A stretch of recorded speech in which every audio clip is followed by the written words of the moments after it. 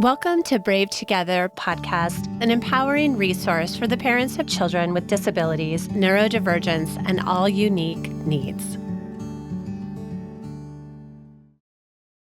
That's something we talk about a lot on the podcast, is how it's not going to necessarily get easier. I mean, it certainly could, and we hope it does. The only thing I can guarantee you is it's going to change. It will not be the same. Every stage of your child's life and your life, something is going to change. And it might actually be harder, but it's not going to be the same. Hello, Bravies. I am your host for this episode, Susanna Lovell, author, life coach, and advocate for disability families. And as always, I am joined by my co-host, Jessica Patay, brave mom and founder of the nonprofit We Are Brave Together. Today's episode, number 243, is a very special collaboration between the Brave Together podcast and the podcast Moms Talk Autism. We are welcoming Natasha and Brittney, two of the hosts of Moms Talk Autism, for a meaningful, honest conversation about what podcasting has given us as mothers and what we've learned from sitting with hundreds of caregiving stories over the years. Together, we reflect on how building community, especially during seasons of isolation, has been life-changing, how vulnerability opens the door to deeper connection, and why sharing our stories helps other parents feel less alone. We also talk openly about grief as a continuous, cyclical journey for caregivers, the everyday moments that can unexpectedly bring it to the surface, and the importance of making space for both joy and heartache to coexist. This conversation also honors the unique perspectives dads bring to caregiving, the balance between professional insight and lived experience, and the quiet resilience that grows when we remember we're doing this together. This episode is about connection, community, and the power of telling the truth about this journey, even when it is hard. We truly believe you're going to feel seen, understood, and reminded that you are not alone. Just a quick reminder to please rate and review this podcast, share episodes with your friends, follow us on social media, and check out our episodes posted weekly on our We Are Brave Together YouTube channel. And now, please enjoy this warm and fuzzy, heartfelt conversation with the hosts of Moms Talk Autism. Hi guys, it's so good to see you, Tash and Brittney. Hi. I cannot believe it took us 3 times to get to this recording, guys. We wouldn't be podcasters if it didn't take us this many times. Yeah. Well, good to see your faces.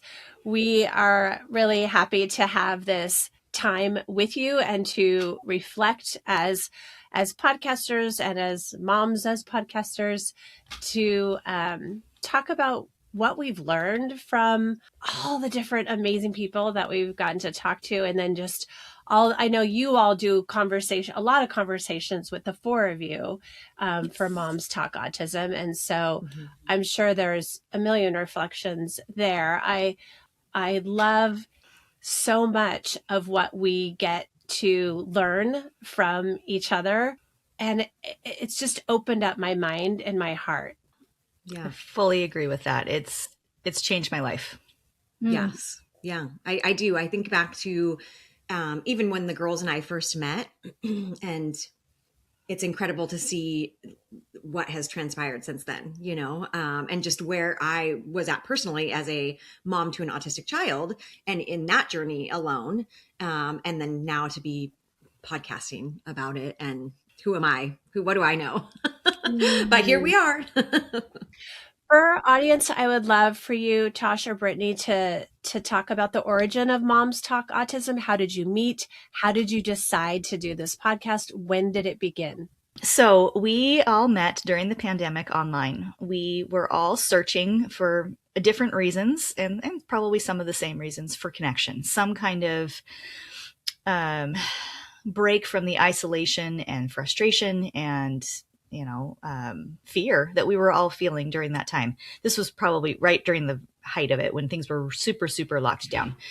And we, it was a very large group when we started out. It was through Instagram. and we were just chatting, texting each other through DMs and things. And so there wasn't any face to face. There wasn't really any, you just kind of saw a name on your screen, and it was a little impersonal, but it was getting something accomplished, and we were trying to connect. And then our dear Tash here wanted to take a social media break and get off of Instagram. And so we said, okay, well, what about, has anyone tried this app, Marco Polo? And so we're like, oh yeah, let's give it a shot. And we lost a few along the way because it's scary to put yourself on a video chat instead of just a texting. It's a little different. It's a little vulnerable, right? But a few of us got on, and eventually, as we started chit-chatting and talking and really connecting, and it got real deep, real fast, and people were poloing in their pajamas in bed and with face masks on and changing in front of each other. And it just all inhibitions went out the window. And we were showing our kids on there, talking about the kids, really diving into our struggles, our fears, our isolation, all those things, and the good things too, the things that we could find in common with each other and our situations. And it really developed into a deep friendship very, very quickly. And as it continued, more people would drop out for a variety of reasons, completely legitimate. It didn't fit what they needed at the time. And it just came down to the four of us. And so now there's four of us. Now there's Tash and myself and Jean and Shannon. And we all live in different states in the US. And we all have neurotypical and neurodivergent children of various ages and genders and things. But there's still so much common ground that we all have with each other. And it's the things that we connect with that we can relate to, but also the things that are different enough that we can maybe help each other with, because we understand the situation, but yet we're not in that particular situation. So we can kind of almost view it from an outsider's perspective, but with the knowledge of being a special needs parent ourselves. And so we can really kind of help each other out quite a little bit. And we just found that as we were helping each other and really feeling connected and validated and more ourselves, that we're like, man, we feel like we need to share this with other people. We want other people to feel like we do, because this is good. It's not solving all of our problems. This is still really, really hard. But we're feeling like we're up for the challenge now. We can do this, because we have each other. And so, yeah, that's why we started recording ourselves talking on a podcast. Brittney does the very lovely polished version of this. Oh, I want to hear yours. Real talk Tosh over here. Hey, it's me. Give me the nitty gritty. She's going to give you the real scoop. Go. It was down and dirty, like quick. Like there was no all inhibitions out the window. And then even just I would say, and then especially with our kiddos and those moments of meltdowns and really big stuff that we were sharing, and this is obviously Marco Polo is a private app. Only the invited group can see. But where we were real and we were showing just what we were in. And we were immediately supportive to each other immediately. And it wasn't until a year later that we actually met in person. These girls all came up to Oregon. There was other inhibitions thrown out the window due to maybe a few things. And that's when we jokingly, this was not as serious, said, let's start a podcast. Yeah. And then somehow it became real.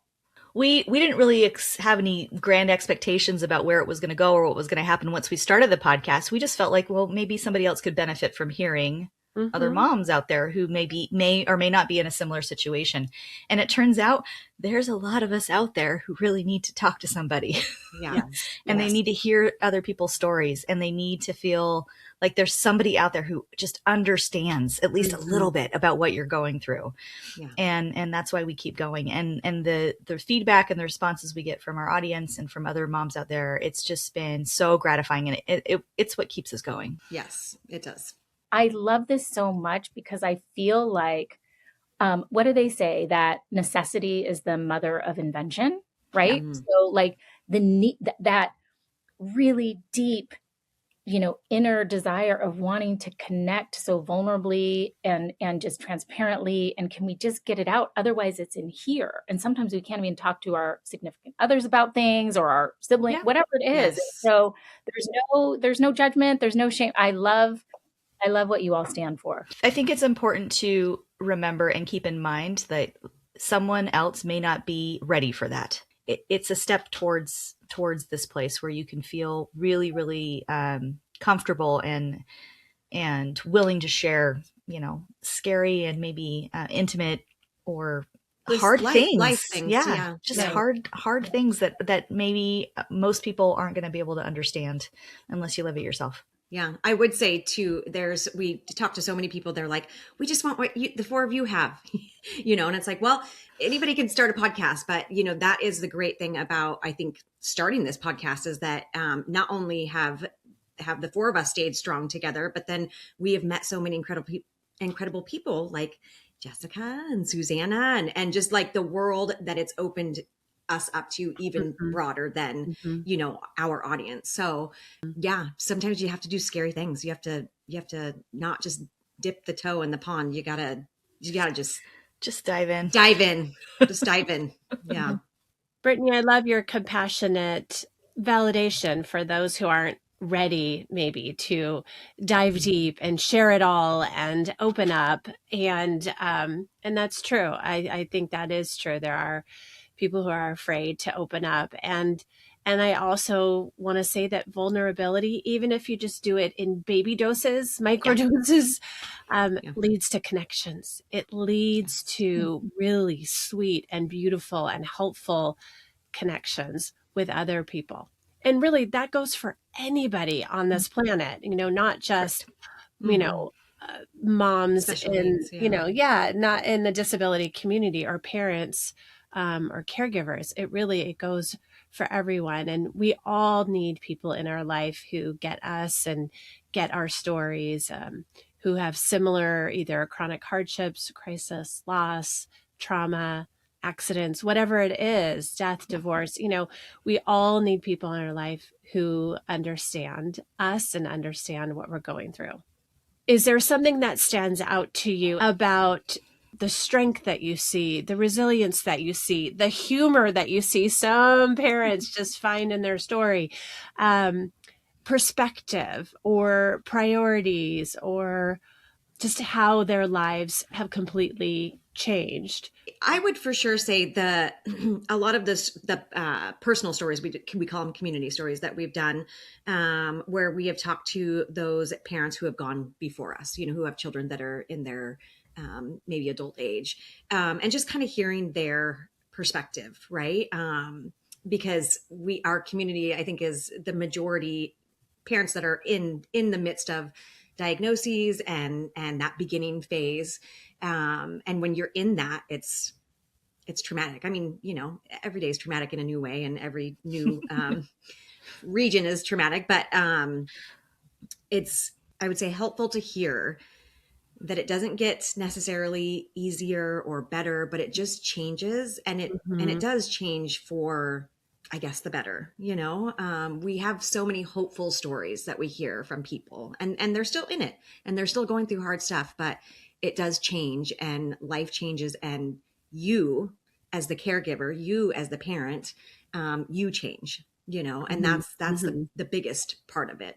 That's something we talk about a lot on the podcast, is how it's not going to necessarily get easier. I mean, it certainly could, and we hope it does, but it will. The only thing I can guarantee you is it's going to change. It will not be the same. Every stage of your child's life and your life, something is going to change, and it might actually be harder, but it's not going to be the same. And sometimes it's the mundane everyday life, like the years are fast but the days are long kind of deal, when you're really stuck in a rut of just the same thing, when you've watched that Coco Melon episode 15 million times, and you're just like, this is never going to change. You are lying to me. No, I promise it will change. Something will change. And it will more, and it's going to change you. And I think that's what we really drew a lot of strength from, and what we continue to draw a lot of strength from not only our little co-host group of the four of us, but as we meet other people in the community, is our resolve and our ability to handle difficult situations has maybe gotten better because we've exercised some of these muscles and we are stronger because of it. Our problems are not going away. I have a fresh new set of problems that just started over the last 3 weeks. Super fun. Medical insurance and a medication I'm trying to get approved, and it's been I'm not even through the journey. I am in it right now. And this is something I haven't had to deal with before. This is a new thing for me. I've been a mom for 21 plus years, and this is a new situation.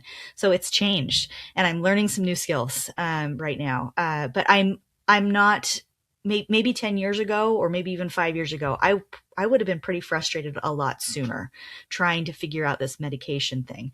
I am drawing a lot of strength from that, and I'm not as quick to maybe crumble because of my past experiences. So we are going to take a brief break. Stay with us.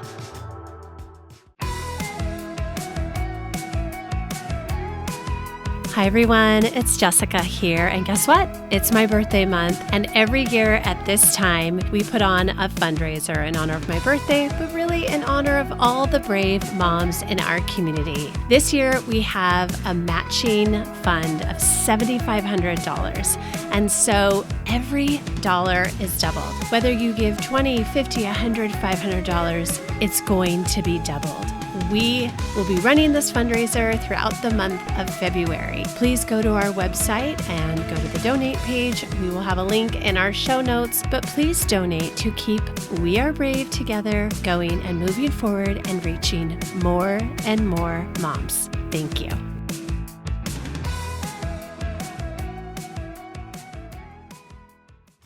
Welcome back to Brave Together podcast.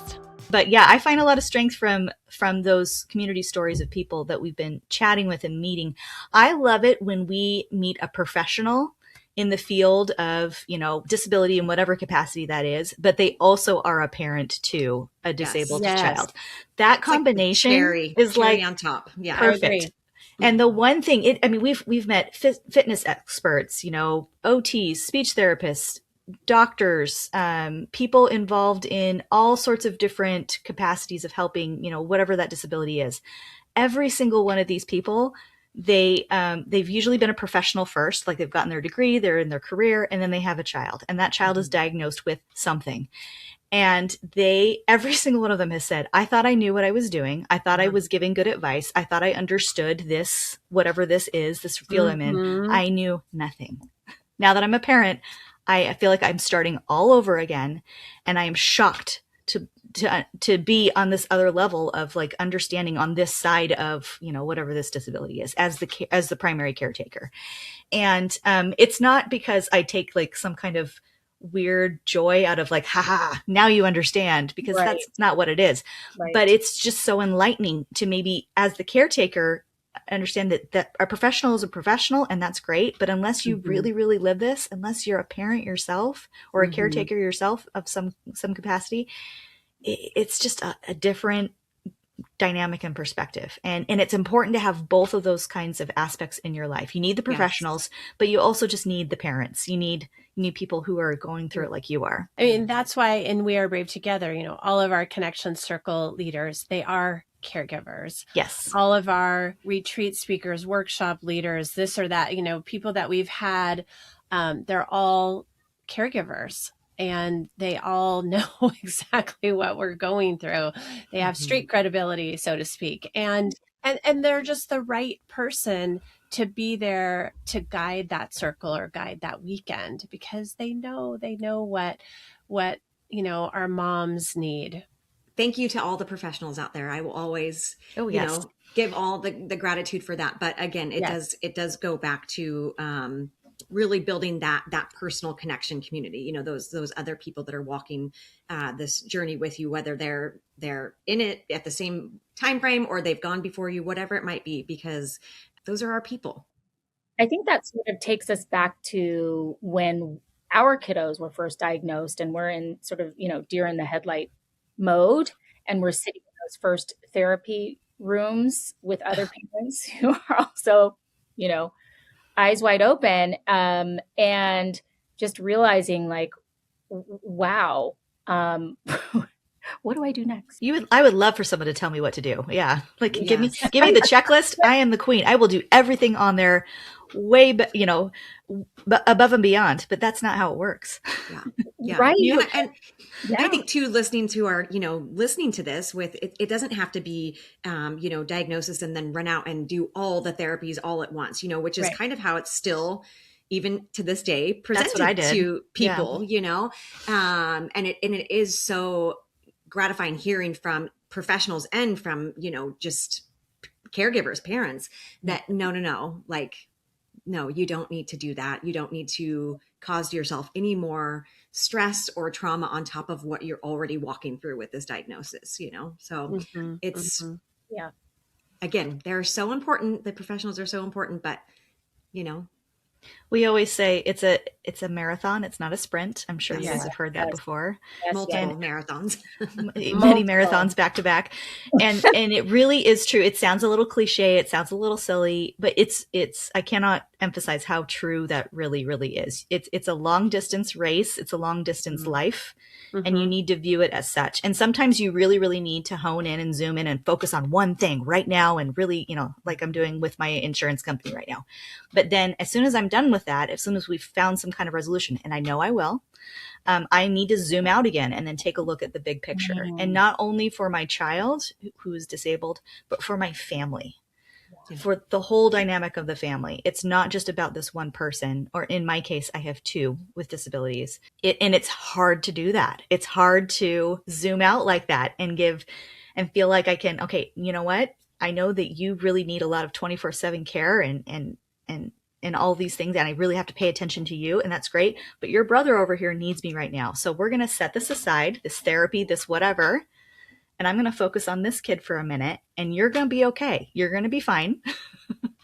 And we're going to make it work as a family. And that's a hard juggling act for caregivers of any family, but especially ours. I think it's really interesting. I find it fascinating to have the father or the dad perspective, the male perspective of our situation. Because it is, my husband and I are very much a team. I know Tash and her husband are as well. We tackle everything together. I mean, we have jobs and we have things that maybe we have more hands in ourselves personally, but when it comes right down to it, we're very connected and we're trying to do this as a team and work together, and we'll tag team and like, I need a break and all that kind of stuff. And it's wonderful. And not everybody has that. And we're very, very lucky to have a supportive partner who's in everything with us. But it's interesting, even though my husband and I are very connected and we communicate a lot, his perspective on the same situation or the same therapy or the same conversation I had with the doctor are very, very different. And not necessarily in a bad way, but just kind of in a fascinating psychological way. I'm like, I did not pick up on that vibe or whatever he said with this or whatever, that's not what I chose to focus on. And so I love it when we interview the dads, because I learn more about maybe my own husband and how he would maybe, assess a situation with my son, for instance. So. Yeah, agreed. I agree. It's very hard to be in the moment with your significant other. And again, like Brittney said, though we work so great together as a team, and where one has, strength, the other one maybe lacks, and yes, for back sure. and forth. But it is good hearing another dad's perspective, even if he's nothing like my husband, but just coming from that view, and it's like, oh, okay. I can see where you're coming from. I can see how that could be for you and how that would work for you.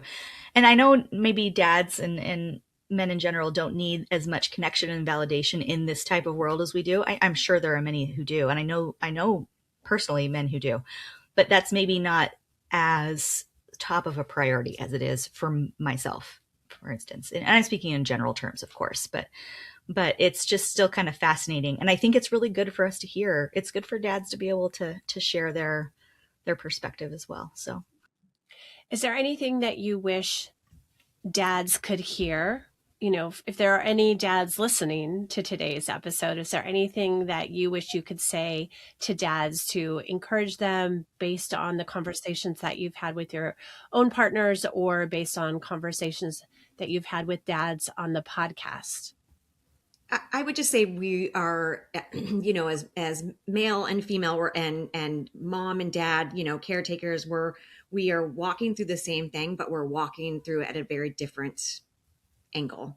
Hats off to the women who are working and who are caregiving and all of the above, because I could not even imagine. But just as the mom, the load that we carry as a mom, I can't, there's not even words to explain it. The worry, the constant being in it, the emotional breakdown of not only what's happening to our child, but what's happening to us watching our child walk through these things. There's so much constantly.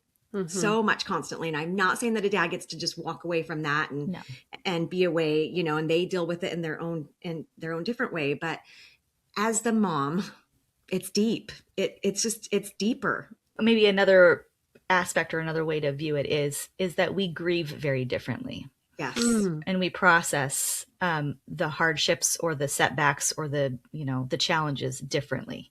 And that can certainly be a dad-mom dynamic or whatever your partner is, but it's also just a personality thing. It's both of those things together that can kind of really, so regardless of your partner situation, if you have different personalities, you're going to grieve differently. You're going to process information differently, and you're going to approach a problem or a challenge differently.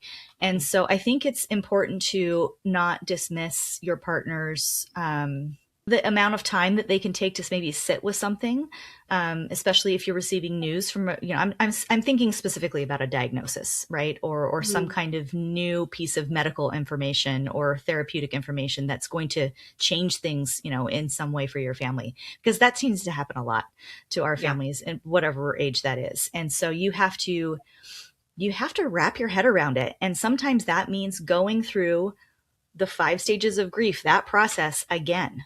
And maybe you don't go through every single stage like you did the last time. Maybe you skip a couple. Maybe you're sitting in depression or anger or whatever it is for a longer period of time, but you got to work through that. And I know Tash and I have had multiple episodes completely focused on this topic and about how we grieved versus how our partners grieved, and how that can really, and you have to be supportive and understanding. And maybe you don't understand completely because you're not grieving the same way, but you've got to give them space to do it. And I think that's really important. If there's any dads out there who are maybe struggling and understand, like, well, I don't know why she's still so upset about this, or really just like hyper focused on this one thing. Well, we're trying to process through it. So that's something that we all talk about on our podcast. We've certainly had, experts in this arena, but we just talk about it a lot as, caregivers, and how our grief buttons can get pushed really throughout our child's lifetime. It's not anytime, a one really. and done. No. It can happen at any time for any reason. What's something that you have learned about grief, all three of you? Susanna, I'll start with you. As a parent, as a caregiver, I always say, let's talk about it, because let's normalize it. It's not something, like I said, where it's one and done, really, for any loss. I've lost my mom, I've lost my sister. It's not one and done. And then in our world as caregiving moms, it's also not something you get over. So Susanna, what bit of wisdom have you gleaned from your own journey and from talking to people on the podcast about grief and how this comes up from time to time?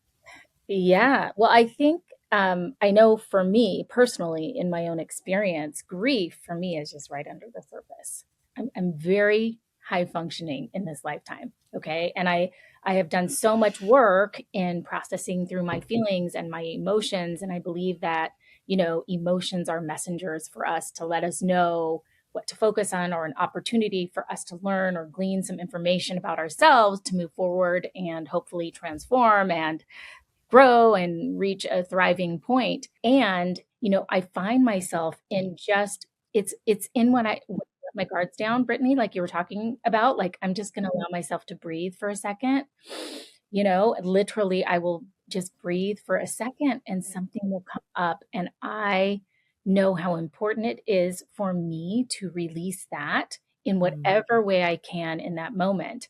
And I see that, when we're interviewing guests, professionals, I love the community. What do you call them? Community members? Stories. Community stories. Beautiful. Yes. It's like my heart just cracks wide open with compassion when I hear these stories. And I feel like that gives me and allows me the opportunity to allow myself or allow me in some way to turn that compassion towards inwards, toward me, which I'm the last on my list.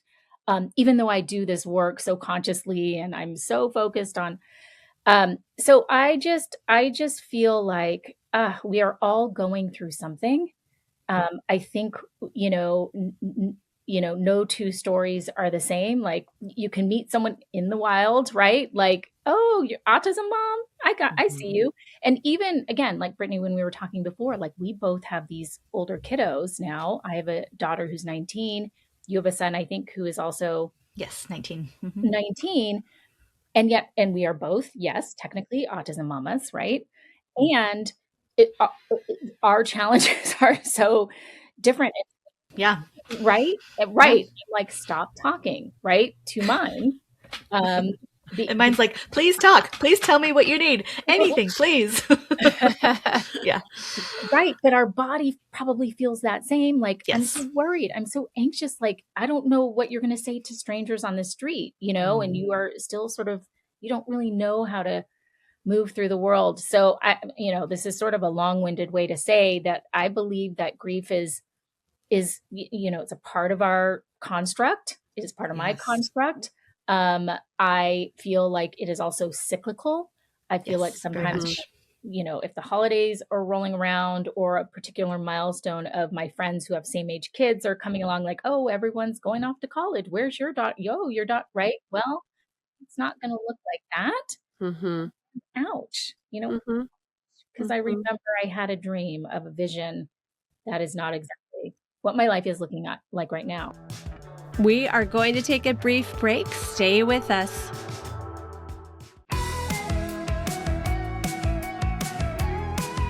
Hi everyone, it's Jessica here, and guess what? It's my birthday month, and every year at this time, we put on a fundraiser in honor of my birthday, but really in honor of all the brave moms in our community. This year, we have a matching fund of $7,500, and so every dollar is doubled. Whether you give $20, $50, $100, $500, it's going to be doubled.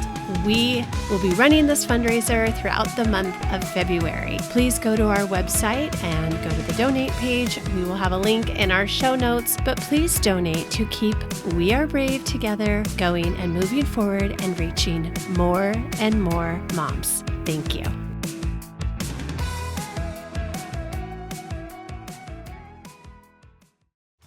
Welcome back to Brave Together podcast. I love that, Susanna. I'm just going to piggyback on your Capricorn energy here. Yes, that's right. I absolutely agree with that. I feel like I have done all the work, right? I'm not done, but for a very long time in my life, from a very young age, I've been doing the hard work, and loss before even, our son Jack's diagnosis, the loss of his twin brother and how that rocked my world and all the work that I did from that. So then when that diagnosis came around, I wasn't the one who needed the support as much as like my husband did, going back to that conversation of, being in different places. But I would say that is the one thing that has allowed me to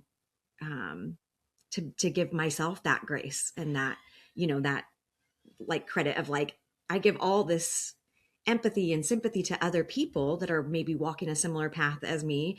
And then I don't necessarily do that to myself as often as I should, and sometimes it is just a little moment and we are, screaming at our kiddos, me screaming at my kiddos. And then I lose it. Because I realize I'm not upset with them. Mm-hmm. I'm in a stage right now that I'm grieving something much bigger, and this is the moment. This is the straw that broke the camel's back, right? But I'm allowing myself to lay down on the bed and just cry, and just cry and just go through my mind and all of the, all of that ADHD brain in there that's just spiraling in all these different directions of different thoughts of grief and upset and sadness and all the things. But I allow that more often now with myself, you know. And that's what's so great about having your people, right? Is sometimes they can see it and they can sense it before you do. And if you're comfortable enough, if you've gone deep and you've made that connection, you'll call them out. Yes. And I'll say, Tash. Yes. Tash. I'm going to cry right now. Because I'll be like, I know what you're doing. Okay. Yeah. I know what you're doing and you need to, this is what's happening. So let's talk this through, or what do you need to do today? Or do I need to call Tyler and tell him you need a break, or whatever it is. Right. And she'll do the same thing to me. I've been called out so many times. And it's exactly, and sometimes it hurts and sometimes you get mad and sometimes you fight back a little. I love you, but you're a liar. Yeah. But then you take a minute and you think about it and you're like, okay, you know what? She's right. She's right. She's right. Yeah. And it makes all the difference in the world. For me, grief is, I've used this analogy before. I like analogies. I like, me too. Metaphors. Grief is an ocean for me. I don't love the ocean. I don't love the water. Not my favorite. I love to look at it. Don't like to be in it. But guess what? I'm in the ocean because it's surrounding me everywhere. I'm just wading in the water right there, right? My head's out of the water, but I'm rolling with the tide. And that's, but I'm still in grief. I'm still grieving because it's always there. It's part of my life. And, I'm holding my head up. I'm okay. And then out of nowhere, a wave will crash over my head. And I'm drowning, and it comes out of left field. I'm in the grocery store one day and I see a neurotypical kid who's at the same school as my daughter. And she's having this full on conversation with her mom about this boy that she likes, because that's what she should be doing when she's 11 and 12 years old. And my daughter, we are not even close to that yet. And it just wallops me, and there's a wave over my head, and the grief just comes and it consumes me. And I didn't do anything. The other family didn't do anything. It's not their fault. It just came. And then I have to come with my own mechanisms and my experiences I've had of how to get my head back up above the water. But that doesn't mean I get to get out. I'm still there, and I always will be in some capacity. And that's part of the grieving process, is that acceptance, right? Is knowing, no, this is where I am and this is where I will be. But I still get to be happy. Yes. I still get to have good times. I still get to enjoy the experience because it's beautiful out here in the ocean. There's wonderful things around me. I'm still in the ocean, but it's okay. It's okay. And when I'm not drowning, I need to find that happiness and that peace and that joy and that connection in my life. So I find myself saying again and again that I live a life where joy and gratitude and heartache coexist. Yeah. Inside Out, the movie, all the way, all the emotions together. I love that movie. That's what it is. It is. And it's okay. Like, we want, our parents who are listening out there to know that it's okay. It doesn't mean there's anything wrong with you, or that you think less of your child because you grieve the life that, the hard struggles that they might have, the hard struggles that your family might have, the hard struggles that you might have, the milestones that may not be reached, or are reached so late, or what have you. Whatever it is that pushes the grief button, it's okay. And you are okay. And this is perfectly normal. And we just learn to accept that it's both. It's both. They both live, they coexist together, the happy times and the tearful times. And it's so okay. And when I'm drowning like that, when my head's under the water and I'm trying to kick back to the surface, guess what I'm doing? I'm building those muscles. I'm kicking and I'm growing and I'm learning. I'm getting stronger doing that. It's not fun. I wish I didn't have to do it. But look who I am now compared to who I was, before I met these wonderful women and got involved in these communities. Like, I think, Tosh, am I a better person? Am I stronger? Am I doing better than I was when I first met you? Brittney's the same, but vastly different. Yeah. The same, but vastly different. There's been so much growth in all of us. In all of us. Yes. Yeah. And we're not done. I don't want anyone to think like we've reached this wonderful place and it's all sunshine and rainbows. No, not even close. Right. No. But we're doing it together. And we can't necessarily always push each other up from the bottom of the ocean. But I can definitely wave over at her. We could talk about it as we're both bobbing along, right? And that makes a difference. We're doing it together. I was going to say, and for anyone out there, I run a connection circle group in Los Angeles, and we meet every other month in person. In the in-person sessions, which are just the time of my life, so life-giving, which, by the way, I also feel about this conversation right now. Yes. I just feel like I'm being infused with life-giving love and acceptance and honoring and cherishing from all of you. So I appreciate that so much. I need it. We have these connection circles where, the moms always apologize before they get emotional, right? And I never want to tell someone what to do, but I'm like, stop right there. I'm sorry, I don't mean to cry. We're all here holding each other. What better place? So the community together, so grateful, right? Yeah, I want to point out too, I think it's really, really important. Like we have this podcast, right? We both have podcasts, and this is an adjacent social media kind of platform. It's through your phone, it's through your computer, however you listen to the podcast. And that's wonderful.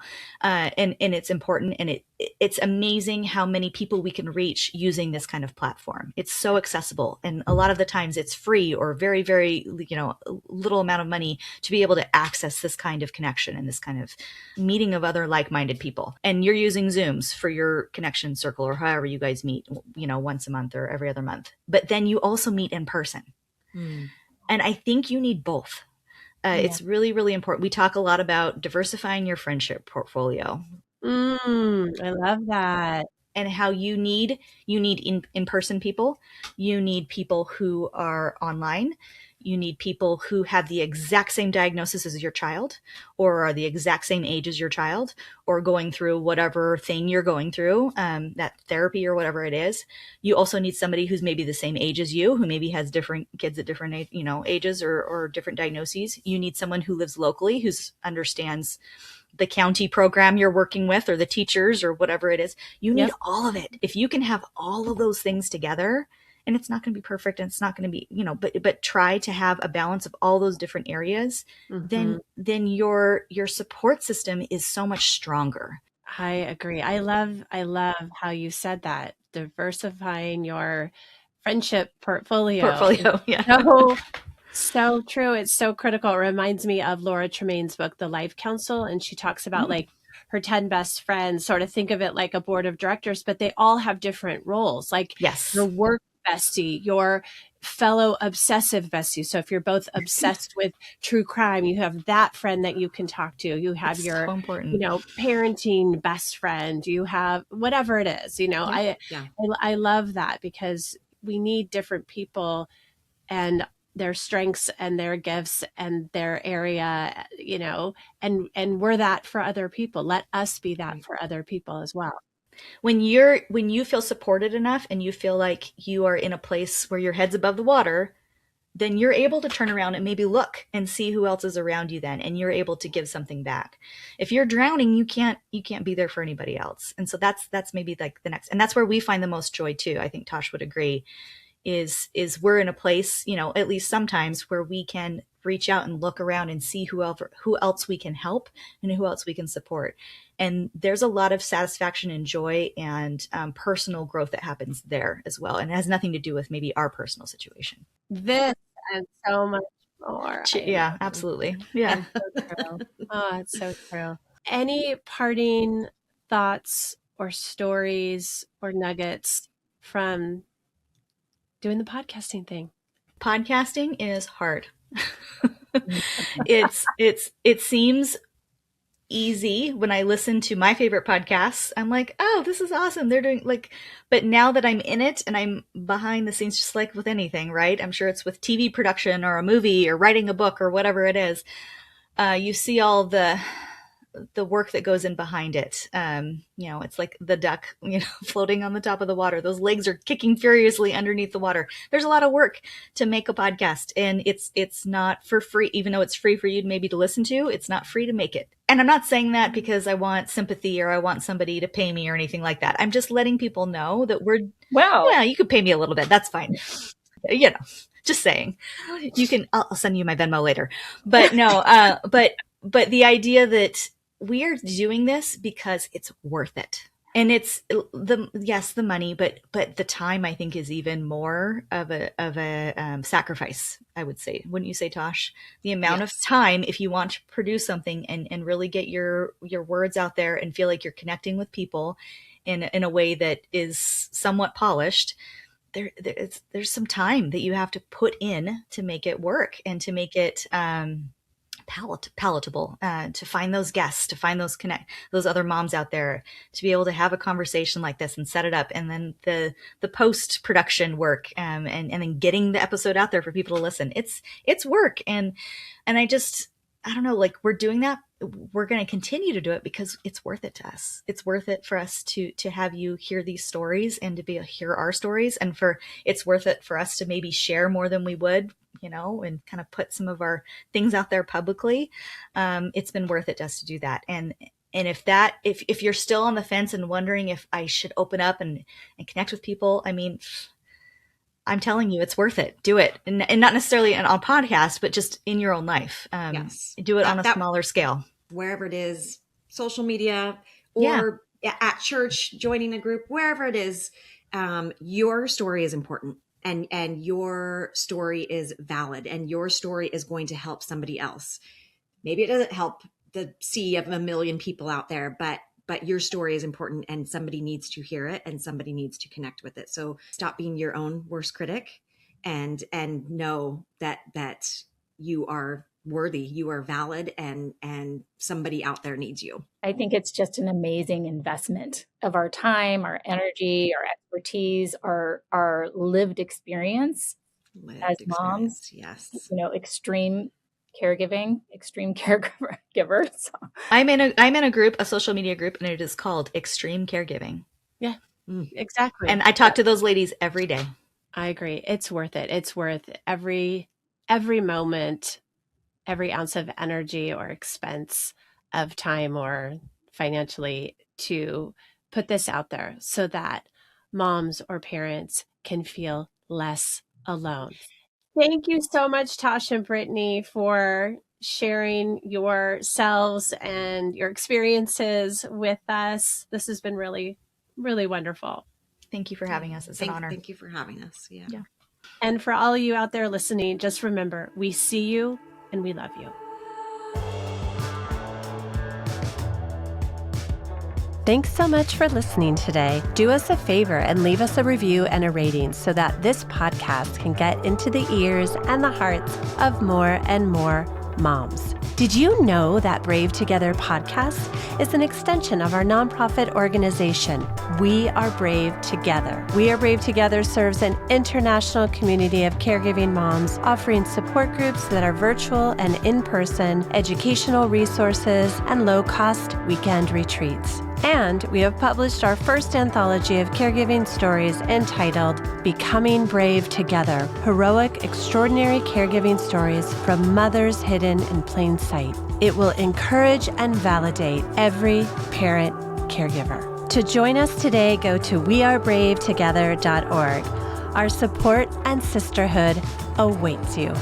Brave Together podcast is for entertainment and education purposes only. It's not a substitute for professional care and should not be relied on for medical or mental health advice. The use of any content on our podcast, links, show notes, or on our website is to be done at your own personal risk. Please seek out a professional to assess your own medical or mental health concerns, because we are all beautifully complex and the content of this podcast is for a broad audience.